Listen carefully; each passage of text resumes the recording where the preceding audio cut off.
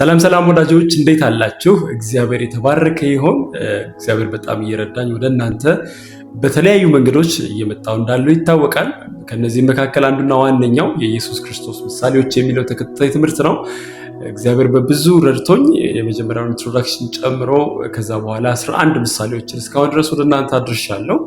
በዚህ ውስጥ በጣም ብዙዎች የተጠቀማችሁ እንዳላችሁ ተስፋ አደርጋለሁ። እኔ ራሴ በዚህ ውስጥ እምነቴን እያየሁኝ በእውነት አካሄድን ከእግዚአብሔር ጋር እያስተካከልኩ እንዳለው ደጋግሜ ነግራችኋለሁ።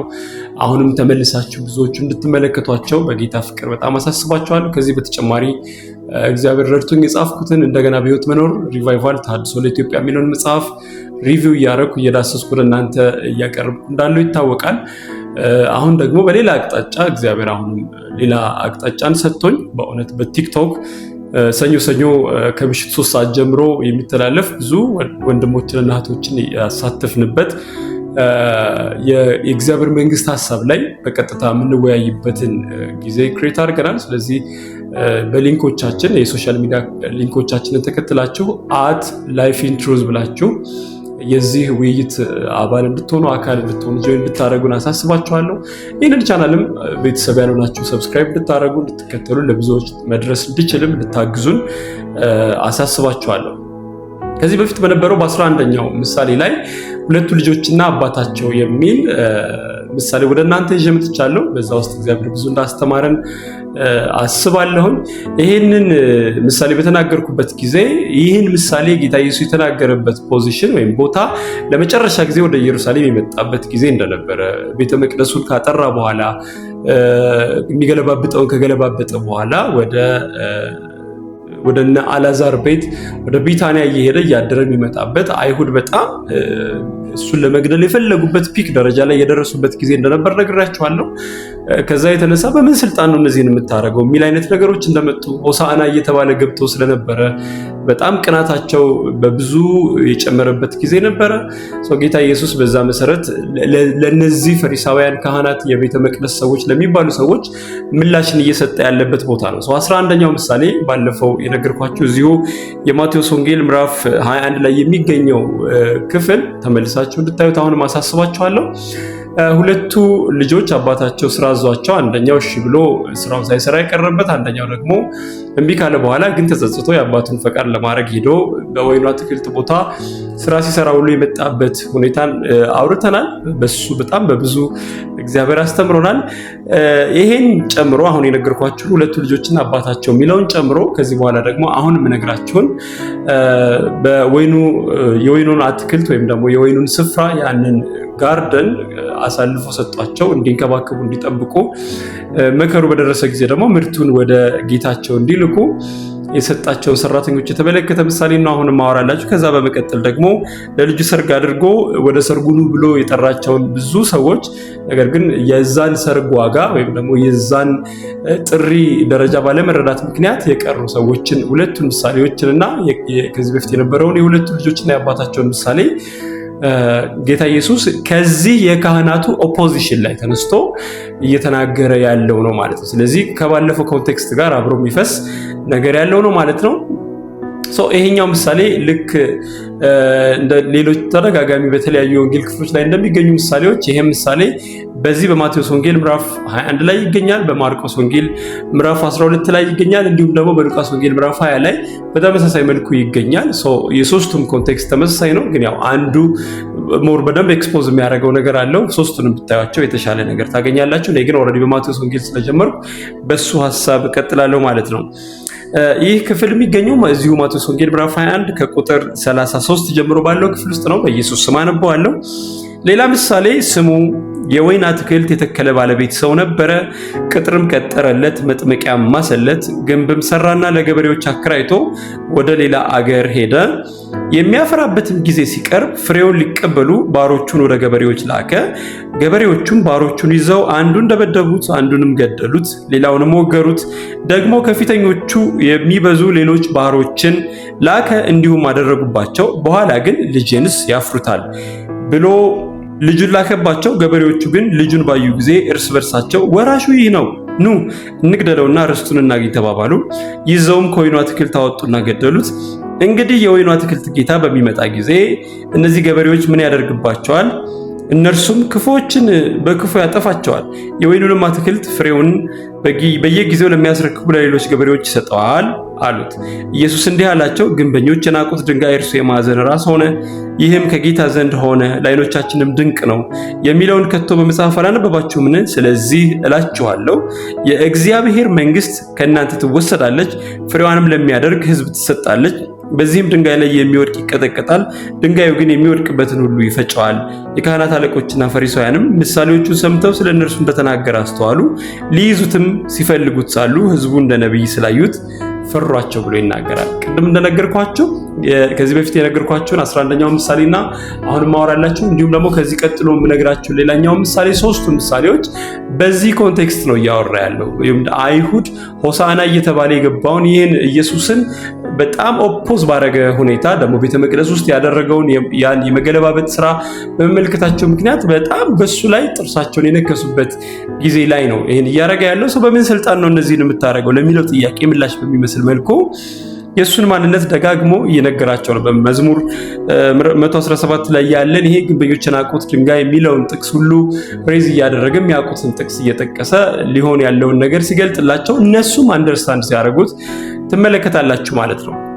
መቼም ስለ ወይኑ አትክልት ስፍራ ስናወራ ከዚህ በፊት በነበረው ምሳሌዎች ውስጥ ላስረዳችሁ እንደሞከርኩት ጌታው በወይኑ አትክልት ውስጥ እንዲሰሩ የላካቸው ሰራተኞች ባወራንበት ጊዜ እንደምታስታውሱት ይህ የወይኑ የአትክልት ስፍራ በዋነኛነት ሮጦ የሚያስታውሰን በኢሳይያስ 5 ላይ ያለውን እስራኤልን የተመለከተ ናሬሽን ነው ማለት ነው።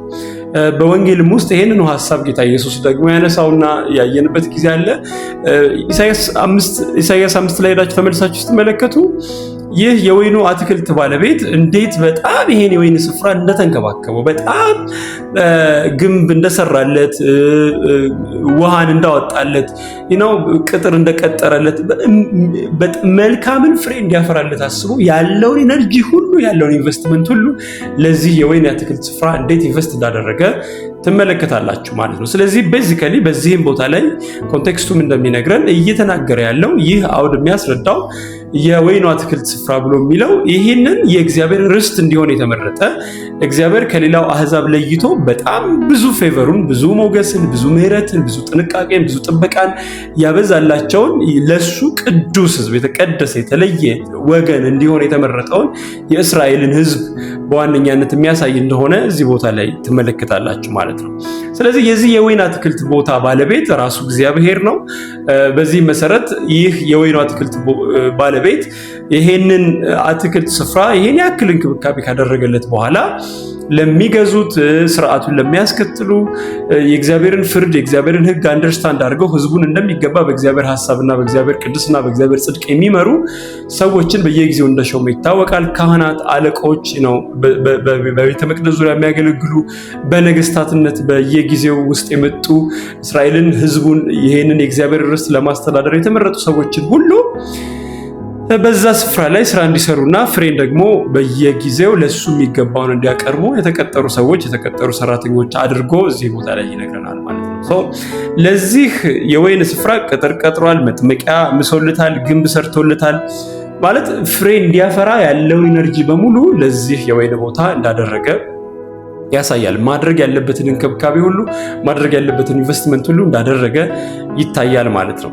ነገር ግን ከዚህ በተቃራኒው ይሄንን የወይን ስፍራ እንዲጠብቁ እንዲንከባከቡ ደግሞ ፍሬውን በጊዜው ለዚህ ለወይኑ አትክልት ቦታ ባለቤት እንዲያቀርቡ የተመደቡት እነዚህ ገበሬዎች በወይኑ አትክልት ባለቤት ላይ ሲያምፁና ፍሬውን ለመስጠት ፈቃደኛ ሳይሆኑ ሲቀሩ ከዚህም አልፈው በጣም በልከኝነት በአመፅ የሚልካቸው ሰራተኞች ቢያስ ሲያረጉ፣ ሲገሉ፣ ሲደበድቡ ይታያሉ። እሱም ደግሞ አልበቃቸውም። የክርስቶስ ኢየሱስን ሞት ፎርሻዶ የሚያደርግ የሚመስል በጥላ መልክ የሚያሳይ ልጄንስ ያፍሩታል ብሎ መጨረሻ ላይ ያለውን የልብ ሐሳብ ሁሉ ሊናገር በላከው ጊዜ ልጁን እንዴት እሱንም ይሄ ነው ወራሹ በቃ እንግደለውና ርስቱን ለራሳችን እናርግ እንውሰድ ብለው እንደገደሉት እዚህ ቦታ ላይ ይናገራል ማለት ነው። የተላኩት እነዚህ ሰራተኞች በየጊዜው የመጡ ነቢያት፣ በየጊዜው የመጡ እንደ እግዚአብሔር ሐሳብ የተመላለሱ የእግዚአብሔርን የልብ ሐሳብ ለሕዝቡ የገለጡ እስራኤልን ወደ እግዚአብሔር ለማምጣት የሞከሩ በክህነት አገልግሎት ውስጥ፣ በትንቢት አገልግሎት ውስጥ፣ በንግስና አገልግሎት ውስጥ እንደ እግዚአብሔር ሐሳብ በቅን መንገድ የሄዱ የእግዚአብሔር ሰርቫንቶችን አገልጋዮችን ሪፕሬዘንት ለማድረግ የተነገሩ ናቸው። እንደሚታወቀው በጣም በርካታ የሚባሉ ነቢያቶችን የእስራኤል ካህናት፣ ነገስታት በየቤተ መቅደስ ውስጥ በቤተ መንግስት ውስጥ የሚገኙ ሰዎች እንዴት በጣም ቢያዝ ያደርጓቸው እንደነበረ ይታወቃል። ጌታ ኢየሱስ ራሱ እየጠቀሰው ዘካርያስ የሚባለው በቤተ መቅደስ ውስጥ የተገደለው ነቢይ ኤርሚያስ እንዴት በጣም ብዙ መከራን ብዙ ትግልን እንዳስተናገደ ለሚናገረው የእግዚአብሔር ዕለት እንዴት ብዙ መከራ እንደተቀበለ ታስታውሳላችሁ። ኦሪዮ የሚባል ነቢይን እንደዚሁ እንደገደሉት እዛው ኤርሚያስ መጽሐፍ ውስጥ እናስታውሳለን። በጣም በተደጋጋሚ እንደ እግዚአብሔር ሐሳብ የሚመላለሱ ሰዎች ብዙ መከራ፣ ብዙ ፈተና፣ ነቢያት ብዙ ጭቆና ይደርስባቸው እንደነበረ፣ የተገኙትም ይገደሉ እንደነበረ እናስታውሳለን ማለት ነው። እዚህም ቦታ ላይ እንደሚያሳየው ፍሬን ለመቀበል ወደሱ እንዲመለሱ ወደሱ ሐሳብ እንዲመጡ ቅድስናና ጽድቁን በአሕዛብ መካከል እንዲገልጡ ፍሬው እሱ ስለሆነ ማለት ነው። በሌላ አገላለጽ እንዲገልጡ እነዚህ ሰራተኞች ይልካል በየጊዜው። አንዳንዶቹን ይደበድቧቸዋል፣ አንዳንዶቹን ይገሏቸዋል። እንደዚሁ በጣም ለበርካቶች አደረጉ ብሎ ይናገራል። ስለዚህ ከዚህ በፊት እግዚአብሔር በነቢያት በተለያየ መንገድ በሕግ ሲናገር ኖሮ ብሎ እንደሚናገር የዕብራውያን መጽሐፍ ከዛ በኋላ እግዚአብሔር ያለውን የልብ ሐሳብ ሁሉ ለዚህ ሕዝብ ለመግለጥ የራሳቸው መሲህ አድርጎ ከራሳቸው ወገን የሆነ ክርስቶስ ኢየሱስን ከይሁዳ ነገድ አመጣ ማለት ነው። ስለዚህ አሁን ወደዚህ የወይን አትክልት ቦታ የመጣው ይህ የራሱ የወይኑ አትክልት ባለቤት ልጅ የሆነ የተወደደ እንደው ማርቆስ ሲጽፈው ያለውን ብርቅዬ አንድ ልጁን ብሎ ይናገራል እና ወደዚህ የወይን አትክልት ቦታ ፍሬን እንዲያፈሩ ወደ እግዚአብሔር ሐሳብ እንደገና ሊሰበስባቸው መጽሐፍ ቅዱስ ላይ ጌታ ኢየሱስ ደጋግሞ እንደሚናገረው ወዮልሽ ኮራዚን፣ ወዮልሽ ቤተሳይዳ፣ ወዮልሽ ቅፍርናሆም ብሎ ምን ያክል ጊዜ ወደ ራሴ ልሰበስብሽ ዶሮ ጫጩቶቿን እንደምትሰበስብ ልሰበስብሽ ሞከርኩኝ ብሎ እንደተናገረ እግዚአብሔር በብዙ ምሕረቱ በብዙ ቸርነቱ ይህንን ሕዝብ እንደገና ወደ ራሱ መንገድ ወደ ራሱ አቅጣጫ ለመመለስ ከአባቶቹ ጀምሮ እየተደራረበ ከማለዳ ጀምሮ የመጣውን ኃጢአት ይቅር ለማለት በምሕረቱ ለማለፍ እግዚአብሔር ብዙ እንደሞከረ፣ ቅጥር እንደማሰለት፣ ግንብ እንደሰራለት፣ ደህንነቱን እንደጠበቀ፣ ፌቨር በአሕዛብ መካከል እንዳደረገው በጣም የብሉይ ኪዳን ታሪክ በሙሉ ይህን ያስረዳል። ነገር ግን ነቢያትን ሲገሉ ቆይተው የእግዚአብሔርን ታማኝ አገልጋዮች ሲያጠፉ ቆይተው ግን አሁን እዚህ ቦታ ላይ የመጨረሻውን የእግዚአብሔርን የልብ ሐሳብ የዘረገፈውን አብን የተረከውን ሕዝቡን ፍሬያማ ሊያደርግ የሚችለውን የእግዚአብሔርን ልጅ ክርስቶስ ኢየሱስን ደግሞ እነዚሁ የቤተ መቅደስ ሰዎች አሁን እዚህ ቦታ ላይ ኦዲየንስ ሆነው እየተከታተሉ ያሉ ወይም ደግሞ ይህን መልእክት የሚነግራቸው ፈሪሳውያን፣ ካህናት፣ አለቆች ወዘተ የሚባሉ ሰዎች ይሄንን የእግዚአብሔር ልጅ እንዴት ወደ መስቀል አሳልፈው እንደሰጡት ምንም የእግዚአብሔር ሐሳብ ቢሆንም ግን በትዕቢታቸው፣ በቅናታቸው፣ በራሳቸው ኢጎ ምክንያት እንዴት ጌታ ኢየሱስን ወደ መስቀል በተለያየ የውሸት ፕሮፓጋንዳ እንደወሰዱትና ለሞት እንደዳረጉት ይታወቃል ማለት ነው። አሁን እዚህ ቦታ ላይ እያለ ያለው ከዚህ በኋላ የዚህ የወይን አትክልት ባለቤት የሚወስደው ሜጀር ምንድን ነው ብሎ እነዚህኑ ራሳቸውን ፈሪሳውያንን፣ ካህናትን እየሰሙት ያሉትን ይጠይቃቸዋል እና ምንድነው የሚሉት እዚሁ ቦታ ላይ እነርሱም ክፉዎችን በክፉ ያጠፋቸዋል። መጀመሪያ ጽድቅ ያለበትን ፍርድ ይፈርዳል። ከዛ ደግሞ የወይኑንም አትክልት ፍሬውን በየጊዜው ለሚያስረክቡ ለሌሎች ገበሬዎች ይሰጠዋል አሉት። አያችሁ፣ ወደማያውቁኝ ወደማይፈልጉኝ ሰዎች ሄዳለሁ ብሎ የሚናገርበት ቦታ አለ። በእስራኤላውያን በጣም ከመማረሩ የተነሳ እግዚአብሔር መጨረሻ ላይ በቃ ኢሳይያስ ምዕራፍ 65 ቁጥር 1 ላይ የሚናገረው ክፍል አለ። ላልጠየቁኝ ተገለጥኩ፣ ላልፈለጉኝም ተገኘሁ። በስሜም ያልተጠራውን ሕዝብ እነሆኝ አልኩት። መልካም ባልሆነው መንገድ ሐሳባቸውን እየተከተሉ ወደሚሄዱ ወደ አመፀኛ ሕዝብ ቀኑን ሁሉ እጄ ዘረጋው። የሚያወራው ስለ እስራኤል ነው። ያን ሁሉ ቅጥር ስለማሰለት፣ ግንብ ስለሰራለት፣ እንክብካቤን ሁሉ ስላደረገለት፣ መልካምን ፍሬ እንዲያፈራ አስቦ ይሄን ሁሉ እንክብካቤ ስላደረገለት ስለ እስራኤል ነው የሚናገረው። ነገር ግን ኢሳይያስ 5 ላይ እንደሚናገረው ኮምጣጣ ፍሬን አፈራ። እንግዲህ በወይን አትክልቴ ላይ በወይን ስፍራዬ ላይ የማደርገውን አሳያቸዋለሁ ብሎ የሚፈርደውን ፍርድ እዛ ቦታ ላይ ኢሳይያስ 5 ላይ ሄዳችሁ ማየት ትችላላችሁ። እዚህም ቦታ ላይ ሲናገር በቃ በዚህ ምክንያት ፌቨር ያረኳችሁ የተዘረጋውን የማዳን እጄ የተዘረጋውን የምህረት እጄን ባለመረዳታችሁ ምክንያት ወዳልጠየቁኝ ወዳልፈለጉኝ እስካሁን ድረስ ወደ ተውኳቸው ሕዝቦች ይሄዳለሁ ብሎ ነው የሚናገሩ። ላልጠየቁኝ ተገለጥኩ፣ ላልፈለጉኝም ተገኘሁ። በስሜም ያልተጠራውን ሕዝብ እነሆኝ አልኩት። መልካም ባልሆነው መንገድ ሐሳባቸውን እየተከተሉ ወደሚሄዱ ወደ አመፀኛ ሕዝብ ቀኑን ሁሉ እጆቼን ዘረጋው። ይህ ሕዝብ ዘወትር የሚያስቆጡ ናቸው። እነርሱ በአትክልት ውስጥ የሚሰዉ፣ በጡብም ላይ የሚያጥኑ፣ በመቃብር መካከል የሚቀመጡ፣ በስውርም ስፍራ የሚያድሩ፣ የእሪያ ስጋም የሚበሉ ናቸው። የረከሰው መረቃቸው በዕቃቸው ውስጥ አለ እያለ የሚመላለሱበትን ርኩሰት የሚመላለሱበትን ከተጠሩበት የቅድስና ሕይወት ከተጠሩበት ቅዱስ ሕዝብ እንዲሆኑ ለርስቱ የተለዩ እንዲሆኑ የመንግስቱ ካህናት እንዲሆኑ የተጠሩበትን ያንን ቅድስናቸው ትተው በዙሪያቸው ያለው አሕዛብን በመምሰል የሚመላለሱበትን ከንቱነት የሚያደርጉትን አምልኮ ጣዖት መከተላቸውን ከእግዚአብሔር ርቀው በጣም እግዚአብሔርን በሚያስቆጣ ምልልስ ውስጥ መሄዳቸውን እግዚአብሔር እንዴት ዲስአፖይንትድ እንደሆነበት እዚህ ቦታ ላይ ይናገራል። በዚህ ምክንያት ልክ ቅድም ፈሪሳውያኖቹ እንደተናገሩት ጌታ ኢየሱስ ለጠየቃቸው ጥያቄ በቃ ከዚህ በኋላ ፍሬውን በጊዜው ለአትክልቱ ባለቤት ወደሚያስረክቡ ለነሱ ይሰጣቸዋል ብለው እንደተናገሩት ልክ እንደዛው እግዚአብሔር ያደረገው ይሄንን ነው ማለት ነው። ከዚህ በኋላ ለአሕዛብ ሁሉ ይህ የመንግስቱ ወንጌል በዚህ ቦታ ላይ እንደተነገራቸው ለእናንተ ቀድሞ የተሰጠችው የእግዚአብሔር መንግስት ከእናንተ ተወስዳ ለሌሎች ያንን የእግዚአብሔርን የልብ ሐሳብ በአግባቡ ለሚወጡ በተጠሩበት መጠራት እንደሚገባ ለሚመላለሱ የአምላካቸውን ካራክተር ማንነት በታማኝነት በራሳቸው ሁኔታ ለሚገልጡ ለእንደዚህ አይነት ህዝቦች ይሰጣል ብሎ የእግዚአብሔር መንግስት እንዴት ከእስራኤል ተወስዳ ወደኛ ወደ አሕዛብ ሁሉ እንደደረሰች እንዴት እኛ ሁላችን የእግዚአብሔር መንግስት ወራሾች ተካፋዮች ለመሆን እድል እንዳገኘን እዚህ ቦታ ላይ ይናገራል ማለት ነው። በዚህ መሰረት እግዚአብሔር እኛን የጠራበት ጥሪ ወይ ደግሞ ለኛ የሰጠው ፌቨር ያደረገው በጣም ብዙ መልካምነት የተማሰላት መጥመቂያ የተሰራላት ግንብ የተቀጠረላት ቅጥር ወዘተ መልካም ፍሬን እንድታፈራ ታስቦ የተደረገ እንደመሆኑ ልክ እኛም ዛሬ በክርስቶስ ኢየሱስ የእግዚአብሔር መንግስት አካል ለመሆን ወይም ደግሞ የእግዚአብሔር ልጆች ለመሆን እድል ያገኘኑላችን ከእስራኤል የተወሰደው ይህ የወይኑ አትክልት ስፍራ ስራ ባለቤትነት ወደኛ ወይም ደግሞ በውክልና ያን ስራ እንድንሰራ እግዚአብሔር የራሱን መንፈስ የራሱን ጸጋ የሰጠን ዛሬ ደግሞ በዛ ታስክ የምንመላለስ ሰዎች ሆነን እንታያለን ማለት ነው። ስለዚህ ይህ የእስራኤል ህይወት ለኛ ዛሬ የሚሰጠው ትምህርት አለ ማለት ነው። ይሄው ምንድነው እግዚአብሔር ፍሬ እንደሚፈልግ የሚያሳይ ነው ማለት ነው። በተጠራንበት መጠራት መገኘት፣ በቅድስና መመላለስ፣ እግዚአብሔርን በሚያከብር ህይወት መኖር መመላለስ እግዚአብሔር ከዚህ በፊት በነቢያት በዚህ መጽሐፍ ውስጥ የጠቀሰልንን በልጁ በክርስቶስ ኢየሱስ አማካኝነት የተረከልንን የሱን ማንነት በጣም ሪስፔክት ባደረገ ሁኔታ መመላለስ ልክ ኮራዚንን፣ ቤተሳይዳን፣ ኢየሩሳሌምን፣ ቅፍርናሆምን ጌታ ኢየሱስ እንዳላቸው ይህ ሁሉ የተገለጠ ድንቅና ታምራት ይህ ሁሉ የፈሰሰ ትምህርት ለሰዶምና ለገሞራ ሆኖላቸው ቢሆን ኖሮ ንስሐ ከገቡ በጣም ቆይተው ነበር ብሎ እንዳለ የአሕዛቧን ከተማ ነነዌን አስታውሶ እንዴት ለዛ ለዮናስ ስብከት ቶሎ እጅ ሰጥታ የእግዚአብሔር ምሕረት ተጠቃሚ እንደሆነች ወዘተ እንዳወራ እነዚህኞቹ ደግሞ በተቃራኒው በጣም የበዛ የእግዚአብሔር በጎነት በስቶላቸው ግን የወይኑን አትክልት ባለቤት በጣም ዲስሪስፔክት ያደረጉ ሰዎች ሆነው ይታያሉ ማለት ነው። አሁንም እኛ በዚህ ዘመን ያለን ሰዎች እንዲሁ በጸጋ በእግዚአብሔር በጎነት በእግዚአብሔር ርኅራኄ በምሕረቱ ባለጠጋ ስለሆነ የእግዚአብሔር ልጆች ለመሆን ከራሱ በራሱ በሆነ ማስታረቅና የማስታረቅ አገልግሎት የእግዚአብሔር ልጆች ለመሆን እድል አግኝተናል። ከዚህ በኋላ መጽሐፍ ቅዱሳችን በአንደኛ ጴጥሮስ ምዕራፍ 2 ቁጥር 9 ላይ እንደሚናገረው ልክ እስራኤል በዘጸአት መጽሐፍ ላይ እንደተነገረለት በዘሌዋውያን ላይ እንደተባለለት ቅዱስ ሕዝብ የመንግስቱ ካህናት ለርስቱ የተለየ ወገን ሆነናል ማለት ነው። የእርሱን በጎነት በህይወታችን በንግግራችን እንድንገልጥ እግዚአብሔር አስቦ ጉድጓድን ምሶልናል፣ መጥመቂያን አድርጎልናል፣ ግንብን ሰርቶልናል፣ መቅጠሪያን ቀጥሮልናል፣ መንፈሱን ሰጥቶናል፣ ጸጋን አብዝቶልናል። በዚህ በተደረገልን ልክ ፍሬያማ እንድንሆን ይጠብቃል ማለት ነው። የመከር ጊዜ ወይም ደግሞ የምናወራረድበት ጊዜ አለ ማለት ነው።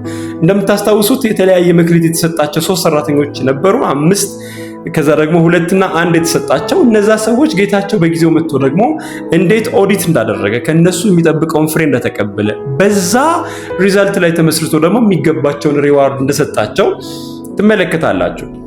ነገር ግን እዚህ ቦታ ላይ አሁን ለእስራኤል ይህን ሁሉ አድርጎላት እግዚአብሔር የሚገባውን የእግዚአብሔር መንግስት ፍሬ ባለማፍራቷ ምክንያት የደረሰባትን ፍርድ እኛ በአዲስ ኪዳን ያለን ሰዎች በዛው ክብደትና በዛው ሁኔታ እንድንረዳው በጣም በእጅጉ ያስፈልገናል ማለት ነው። ምክንያቱም መጽሐፍ ቅዱሳችን በተለይ በዕብራውያን መጽሐፍ ላይ ምዕራፍ 10 ላይ እንደሚናገረው ከቁጥር 26 ጀምሮ ባለው ክፍል ውስጥ የእውነትን ዕውቀት ከተቀበልን በኋላ ወደን ኃጢአት ብናደርግ ይህ ማለት እግዚአብሔር ይህን ሁሉ ርኅራኄ ይህን ሁሉ ምሕረት ይህን ሁሉ ቸርነት ካበዛልን በኋላ ነገር ግን ያንን ፌቨር እንዳገኘ ሰው ባንመላለስ፣ እግዚአብሔርን በመፍራት እግዚአብሔርን በማክበር ባንመላለስ፣ ወደን ግን ኃጢአትን ማድረግን ብንቀጥ እግዚአብሔር ካደረገልን በጎነት በተቃራኒው ልክ ሕዝቅኤል 16 ላይ ስለ ኢየሩሳሌም ሲናገር እግዚአብሔር ቃል እንዴት ትሪት እንዳደረጋት በደም ተጨማልቃ ትብቷ ሳይቆረጥ ከወደቀችበት አንስቶ ለሞት ተላልፋ የተሰጠችዋን ጠራርጎ እንዴት ያማረች ለፍቅር የደረሰች የራሱ እንድትሆን የመረጣት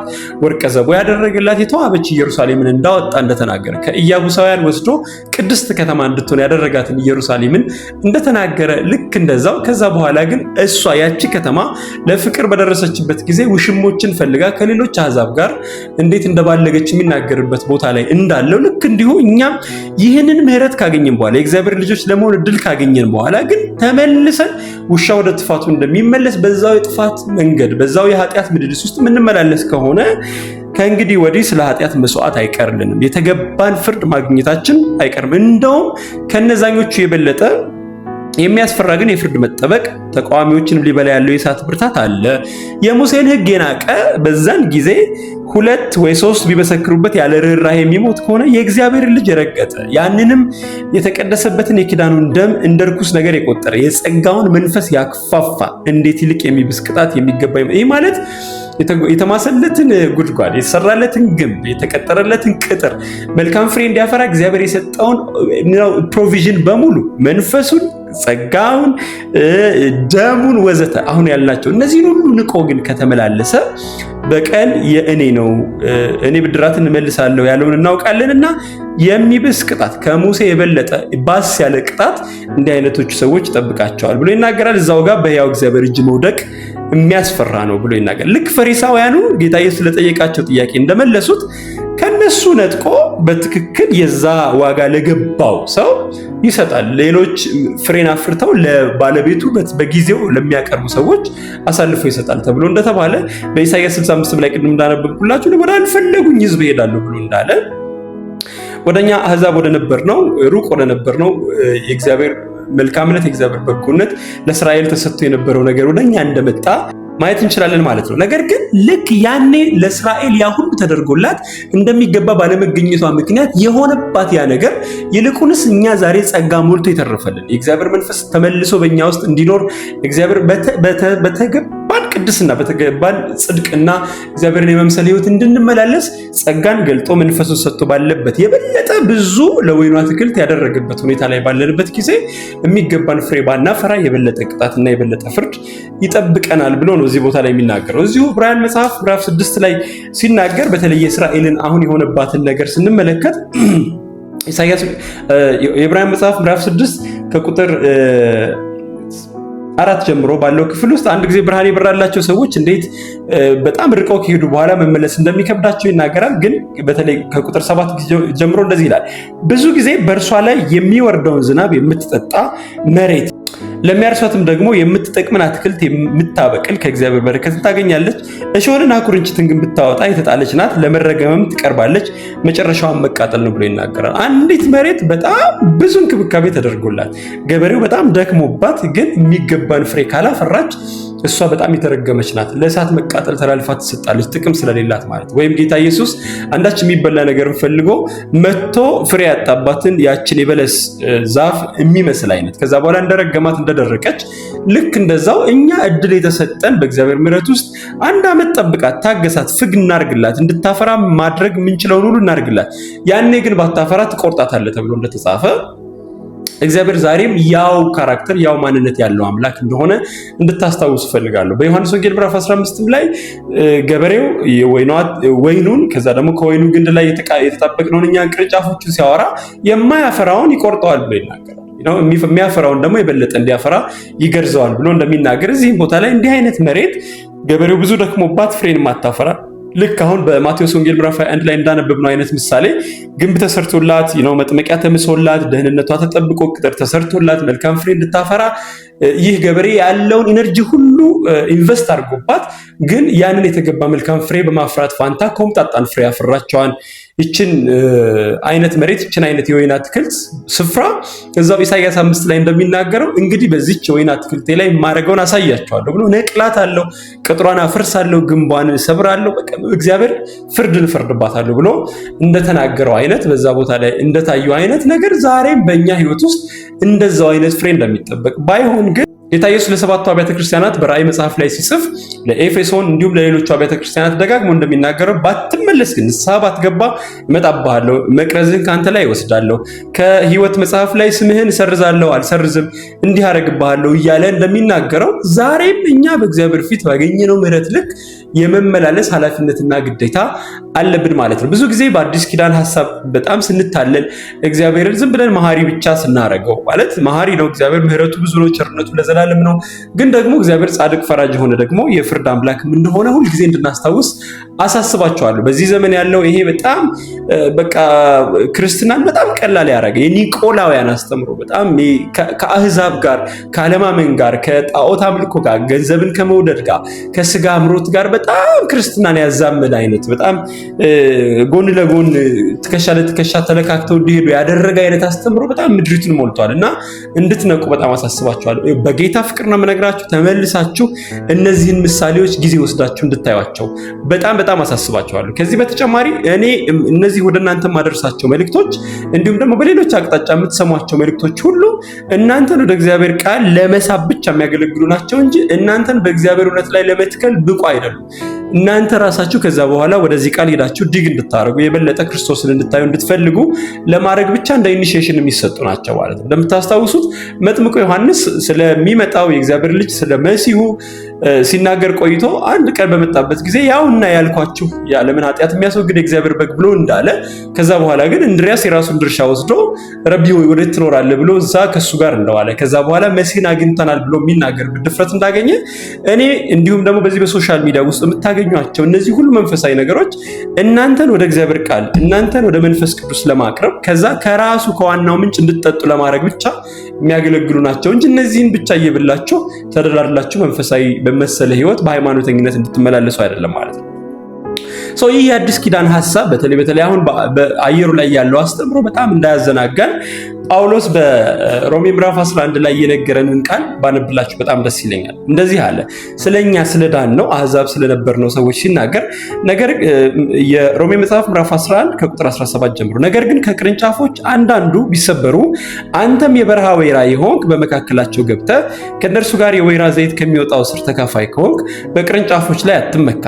ብትመካባቸው ግን ስሩ አንተን ይሸከማል እንጂ ስሩን የምትሸከም አንተ አይደለህም እያለ ይናገራል። እኛ አህዛብ የነበርን እንዴት በእስራኤል መተላለፍ በእስራኤል የሚገባን ፍሬ ያለማፍራት ምክንያት እግዚአብሔር ልክ ቅድም በኢሳይያስ ምዕራፍ 65 ላይ እንዳነበብኩላችሁ ወደማይፈልጉኝ ፍሬን ሊያፈሩ እና ከዛ ደግሞ ለወይኑ አትክልት ስፍራ ለመሬቱ ባለቤት ፍሬን በጊዜው ወደሚያቀርቡ ሰዎች ይሄዳሉ ብሎ ወደኛ ወደ አህዛብ እንደመጣ ግን ኦሪጂናሊ የነበረው ወይራ ወይም ደግሞ ትክክለኛው ስር ያ ራሱ እስራኤል እንደሆነ አሁን በመተላለፋቸው ምክንያት እግዚአብሔር ለጊዜው ከነሱ ወደኛ እንደመጣ በሮሜ መጽሐፍ ከ9 ጀምሮ እስከ 11 ባለው ክፍል ውስጥ የሚናገርበት ቦታ ነው። ታዲያ ወረድ ብሎ ቁጥር 21 ላይ እዛው ክፍል ላይ እንደዚህ ይላል። እግዚአብሔር እንደተፈጠሩት ለነበሩት ቅርንጫፎች በሌላ አገላለጽ ለእስራኤል ማለት ነው የራራላቸው ካልሆነ ላንተ ደግሞ አይራራልህምና እንግዲህ የእግዚአብሔርን ቸርነትና ጭከና ተመልከት። ጭከናው በወደቁት ላይ ነው፣ በቸርነቱ ግን ጸንተህ ብትኖር የእግዚአብሔር ቸርነት ባንተ ላይ ነው፣ ያለዚያ አንተ ደግሞ ትቆረጣለህ ብሎ እዚህ መጽሐፍ ላይ ይናገራል። ይሄን የሚናገረው ለሮሜ ሰዎች ነው፣ ወይም ደግሞ አህዛብ ለነበርን እኛ ሁላችን በእስራኤል አለመታዘዝ ምክንያት እግዚአብሔር አሁን ቀጥሎ በምነግራቸው የሰርግ ግብዣም ላይ ተጠርተው ይህ ሁሉ ፕሮቪዥን ተሰጥቷቸው ፍሬን ማፍራት ባለመፈለጋቸው ወደ ግብዣው ባለመምጣታቸው ምክንያት የእግዚአብሔር መንግስት ከነሱ ተወስዳ ወደኛ የመጣችና እኛ የመንግስቱ ተካፋዮች ወራሾች ለመሆን ያገኘነውን እድል የተመለከተ ነው። እስራኤልን ይሄን ሁሉ እንክብካቤ አድርጎላት ባለማፍራቷ ምክንያት ከቆረጣት ከሷ ጋር ያለውን ነገር ትቶ ወደኛ ሁሉ ከመጣ አንተማ የበረሃ ወይራ ከፍጥረት የሆንክ በእስራኤል መተላለፍ ምክንያት ሄደህ ከዚህኛው ጋር ኮንጁጌት ግራፍት ያረክ እና ከዛ ላይ የበቀልክ ከዛ ላይ ህይወት የተመሰረተ የሆንከው አንተ ከእስራኤል ልትማር ያስፈልግሃል ነው እያለ ያለው። እግዚአብሔር እንደተፈጠሩት ለነበሩት ለእስራኤላውያን ለሚወዳቸው ለነሱ ቅርንጫፎች የራራላቸው ካልሆነ ላንተ ደግሞ አይራራልህምና። እንግዲህ የእግዚአብሔርን ቸርነትና ጭከና ተመልከት። ጭከናው በወደቁት ላይ ነው፣ በቸርነቱ ግን ጸንተህ ብትኖር የእግዚአብሔር ቸርነት በአንተ ላይ ነው፣ ያለዚያ አንተ ደግሞ ትቆረጣለህ ይላል። ስለዚህ ለትምህርታችን የተጻፈውን ይህንን እውነት እኛ ደግሞ እንድንማርበት ያስፈልገናል። ዛሬ በክርስቶስ ኢየሱስ የእግዚአብሔር ልጆች ለመሆን እንዲሁ በጸጋው የዳንን የእግዚአብሔር ልጆች ለመሆን እድል ያገኘን ሁላችን እግዚአብሔር እንድንመላለስበት በፈለገው የጽድቅ የቅድስና እሱን የሚያከብር ሕይወት የመመላለስ ግዴታ አለብን። ለዚህ ደግሞ የሚያስፈልገንን ፕሮቪዥን ሁሉ ልክ ለዛ ለወይኑ አትክልት ስፍራ ያን ሁሉ ቅጥር እንደቀጠረለት ግንብ እንደሰራለት መጥመቂያ እንደማሰለት የሚያደርገውን ሁሉ እንዳደረገለት ፍግ እንዳደረገለት እንዲሁ ዓለማዊነትና ኃጢአተኝነትን የሚያስክድን የእግዚአብሔር ጸጋ ገልጧል። ደግሞ ልጁ ክርስቶስ ኢየሱስ ሕጉ በእኛ ልብ ውስጥ ሆኗል። መንፈሱ በሙላት እኛ ጋር መጥቷል። ይህ ሁሉ በቅድስናና በጽድቅ እግዚአብሔር በመምሰል እንድንመላለስ ማድረግ የሚችሉ ፕሮቪዥኖች ናቸው። ስለዚህ ፍሬ ማፍራት ዮሐንስ ወንጌል ምዕራፍ 15 ላይ እንደሚናገረው የአባቴ ፈቃድ ፍሬን እንድታፈሩ ፍሬያችሁን በእናንተ ዘንድ እንዲኖር ነው ብሎ ጌታ ኢየሱስ እንደተናገረ በዚህ ሕይወት የመመላለስ ኤክስፔክቴሽን እኛ ጋር ይጠበቃል። ያለበለዚያ ግን አሁን እንዳልኳቸው በጣም ስንታለል እንዳንታይ ዕብራውያን መጽሐፍ ምዕራፍ 12 ላይ ሲናገር መጽሐፍ ቅዱስ ሲናገር ያን ጊዜ ለተናገራቸው እምቢ በማለታቸው ምክንያት በምድረ በዳ ከቀሩ እስራኤላውያን እግዚአብሔርን ደጋግሞ በመፈታተናቸው ምክንያት ከተስፋዋ ምድር እንደቀሩ እንዲሁ ብሎ ይናገርና ያን ጊዜ እንግዲህ ምድርን ብቻ ባናወጥበት ጊዜ ነው። ያሁኑ ግን ሰማይንም ምድርንም ጨምሮ ባህሩን የብሱን የሚያናውጥበት ያሁኑ ደግሞ እጅግ የበለጠ ነውና እግዚአብሔርን በብዙ አክብሮት በብዙ ፍርሃት የምናመልክበትን ጸጋ እንያዝ ብሎ በእውነት እግዚአብሔር የሚባላ እሳት ነው፣ አምላካችን እግዚአብሔር የሚባላ እሳት ነው ብሎ ይናገራል። ልክ በመስቀል ላይ ለሰው ልጆች ሁሉ የሞተው ጌታችን ኢየሱስ ክርስቶስ እንዲሁ ደግሞ በመጨረሻው ጊዜ በአምባ ላይ ፈረስ ላይ ሆኖ የወጉትን ሁሉ ሊቀጣ ትክክለኛ የሆነውን የአባቱን የእግዚአብሔርን ፍርድ ሊፈርድ ከአፉ በሚወጣ ስለታም ሰይፍ አሕዛብን ሁሉ ሊያጠፋ በጣም ጨካኝ ሆኖ ደግሞ ይመጣል። እግዚአብሔር ጻድቅ ፈራጅም ነው፣ መሐሪ ነው፣ ታጋሽ ነው፣ በጣም ከቁጣ የዘገየ ነው። ግን ደግሞ እግዚአብሔር የሚቆጣ የበቀል አምላክ መዓትን የተሞላ አምላክ እንደሆነ ደግሞ መጽሐፍ ቅዱሳችን ይናገራልና ስለዚህ ዛሬ የመጨረሻ ንግግር አድርጌ የምነግራችሁ ነገር የጳውሎስን ምክር እንድናስተውል ለእስራኤል ካልራራ ኦሪጂናሊ ቅርንጫፍ ለሆኑት ካልራራ ነገር ግን መተላለፋቸው በጣም በመብዛቱ ምክንያት እነዛን ሁሉ ጥፋቶች በማድረጋቸው ምክንያት ይህን አይነት ፍርድ ከፈረደባቸው አንተ ከፍጥረት ወይራ የሆንክ በእነሱ ስር በእነሱ ቦታ ላይ ሄደህ ግራፍት አድርገህ የበቀልከው አንተ ከዚህ መማር አለብህ፣ ያለበለዚያ በጣም ሞኝ ነህ ብሎ ይናገራል ማለት ነው። በቤተሰቦቹ ላይ መጋቢ አድርጎ የሾመውንም ሰው ታሪክ ውስጥ በዚሁ በወንጌል መጽሐፍ ውስጥ ተመለከቱ። ሲመለስ በታማኝነት ሲያገለግል የነበረው ስለታመነ ከፍ ወዳለ ቦታ ይሾመዋል። ነገር ግን በታማኝነት ያላገለገለውን ያንን ከሱ ወስዶ በታማኝነት ለሚያገለግል ሌላ መጋቢ አሳልፎ እንደሚሰጠው ያ ሰው ግን የሚገባውን ፍርድ እንደሚቀበል ይናገራል ማለት ነው። እዚህ ቦታ ላይ ማቴዎስ ወንጌል ምዕራፍ 21 ላይ አሁን የነገርኳችሁ ይህ ምሳሌ መጨረሻ ላይ ሲነግራቸው ለነዚሁ ሰዎች ምንድነው የሚላቸው? የተቀመጠ አንድ የማዕዘን ራስ አለ፣ ይሄውም ልጁ ኢየሱስ ክርስቶስ ነው። ዛሬም ተደጋግሞ በሚመጣልን የወንጌል ድምፅ ይሄንን የእግዚአብሔር የማዳን ጥሪ የማዳን እድል ሰምተን ምላሽ ያልሰጠን ሰዎች በዚህ እኛ እየናቅነው ባለነው ድንጋይ ነገር ግን የማዕዘን ራስ በሆነ ድንጋይ ላይ የወደቁ እነሱ እንዴት እንደሚፈጠፈጡ እዚህ ቦታ ላይ ይናገራል። እዛው ቦታ ላይ ሲናገር እነዚህ ግንበኞች የናቁት ድንጋይ እርሱ የማዕዘን ራስ ሆነ፣ ይህም ከጌታ ዘንድ ሆነ፣ ለዓይኖቻችንም ድንቅ ነው ብሎ ይናገራል። የእግዚአብሔር መንግስት ከእናንተ ትወሰዳለች፣ ፍሬዋን ለሚያደርግ ሕዝብ ትሰጣለች። ከዛ እንደዚህ ይላል፣ በዚህም ድንጋይ ላይ የሚወድቅ ይቀጠቀጣል፣ ድንጋዩ ግን የሚወድቅበትን ሁሉ ይፈጨዋል ብሎ ይናገራል ማለት። ስለዚህ ዛሬ እንድናስተውል እውነተኛ የሆነው ኦሪጂናሊ ጌታ ኢየሱስ ለኛ ለሁላችን የገለጠው የእግዚአብሔር የመንግስት ሐሳብ ይህ እንደሆነ እግዚአብሔር መሐሪ፣ እግዚአብሔር ቸር፣ እግዚአብሔር ታጋሽ፣ እግዚአብሔር ሩሩ፣ እግዚአብሔር አባት፣ እግዚአብሔር ደግ መልካም ነው፣ ምንም ጥያቄ የለውም። ደግሞ እግዚአብሔር የሚቆጣ መዓትን የተሞላ እግዚአብሔር በቀልን የሚበቀል የበቀል አምላክ እንደሆነም ደግሞ መጽሐፍ ቅዱሳችን ይናገራል። ስለዚህ ትዕግስቱ በጣም ብዙ ነው። እስራኤላውያንን ከዛን ጊዜ ጀምሮ እነሱን ከግብፅ ካወጣበት ጊዜ ጀምሮ እንዴት ህዝቡ አድርጎ እንዴት እየተንከባከበ ሸሽጎ በክፎቹ ጥላ እንዴት እንዳመጣቸው ታውቃላችሁ። ነገር ግን እግዚአብሔር ደጋግሞ የነገራቸውን የመመለስ ዕድል ትተው ይልቁንስ ቅድም እንደተባለው ነቢያቶቻቸውን እየገደሉ ጥፋትን እያጠፉ ቆይተው መጨረሻ ላይ ፍርድ እንደተፈረደባቸው ከነሱ መንግስት ተወስዳ ለኛ ለሁላችን እንደደረሰች ትመለከታላችሁ። ለዚህ በጣም ጥሩ ማሳያ የሚሆናቸው ሳኦል የሚባለው ከዳዊት በፊት የመጣው ንጉስ ነው። እንደምታስታውሱት በእግዚአብሔር ርስት ላይ ንጉስ እንድትሆን እግዚአብሔር መርጦሃል ብሎ ሳሙኤል ቀባው። ከዛ በኋላ ባለው የሳኦል ህይወት ውስጥ እግዚአብሔርን አለመታዘዝ አለማክበር ስለነበረ ይሄው ሳሙኤል ምን ብሎ ይለዋል?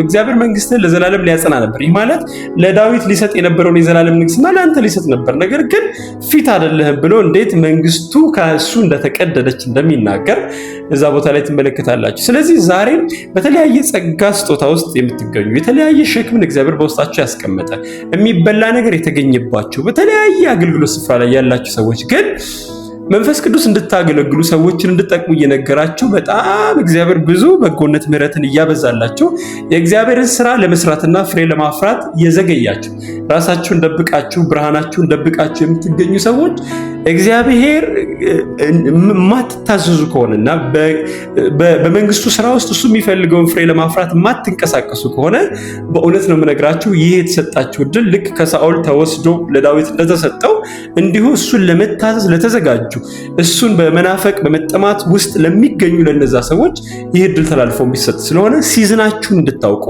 እግዚአብሔር ባበዛላችሁ ምሕረት ባበዛላችሁ ጸጋ በተሰጣችሁ መክሊት ልክ ዛሬ መንቀሳቀስ እንድትጀምሩ ፍሬን እንድታፈሩ ለእግዚአብሔር ድምጽ ምላሽ እንድትሰጡ በጣም አሳስባችኋለሁ። ጌታ ኢየሱስ ይባርካችሁ። የዚህ ቻናል ተከታታይ ያልሆናችሁ ቤተሰብ ያልሆናችሁ ሰዎች ሰብስክራይብ እንድታደርጉ አሁንም አሳስባችኋለሁ። ቀጥሎ ደግሞ ከዚሁ ኮንቴክስት ጋር አብሮ የሚሄድ አንድ ንጉስ አንድ ጌታ ለልጁ ያዘጋጀውን ትልቅ ድግስ ሰርግ እና ወደዛ ሰርግ የተጠሩ ሰዎችን የተመለከተ ምሳሌ እዚሁ ማቴዎስ ወንጌል ምዕራፍ 21 ላይ ያለውን ይዤ እመጣለሁ። በተለያየ መልኩም ወደ እናንተ ደርሳለሁ። ቅድም እንዳልኳችሁ ሰኞ በቲክቶክ ላይቭ የእግዚአብሔር መንግስትን ጉዳይ የምንነጋገርባቸው ፕላትፎርሞች አሉን። በሱም የቤተሰብ በመሆን አብራችሁን የእግዚአብሔር መንግስት ጉዳይ እንድናወራ አብረን እንድንሰራ አብረን እጅ ለእጅ መያያዝ እንዲሆንልን አሳስባችኋለሁ። ጌታ ኢየሱስ ይባርካችሁ። ተባረኩ። በውሸት ከተማ መስሎ ሳግረሉ